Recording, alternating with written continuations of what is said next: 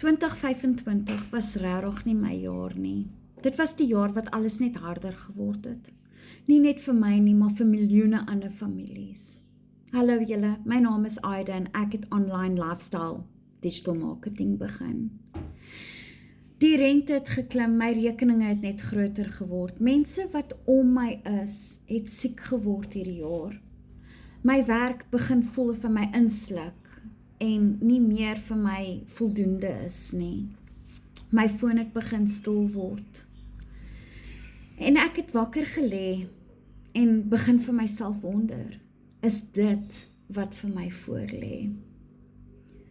Hoe gaan ek dit maak? Hoe gaan ek hierdie rekeninge begin betaal? Hoe gaan ek deurkom? En toe kry ek die volgende boodskap. Net voordat jy na die volgende vlak toe opstyg, word net alles moeiliker en harder. En ek het begin vir myself dink, ek kan dit nie verstaan nie. Maar toe besef ek, maar hierdie is nie 'n straf nie.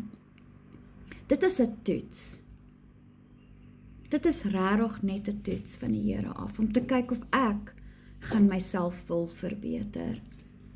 So ek het toe nou met dit besluit, ek koop vir my digitale besigheid, en ek gaan all in. Ek gaan absoluut alles in die besigheid gee, want daar is nie 'n plan B nie. So, vandag sit ek hierso met twyfeling, ek is 'n bietjie moeg, ek is seer, ek stres, maar ek gaan deurdruk. Want ek weet, aan die ander kant van hierdie, is daar 'n beter toekoms. Daar gaan 'n beter 2026 wees vir my en vir ander families, maar ons moet net deurdruk. En wat my ook laat sit en dink het nou, is dat 2025 is nie 'n jaar wat my gebreek nie.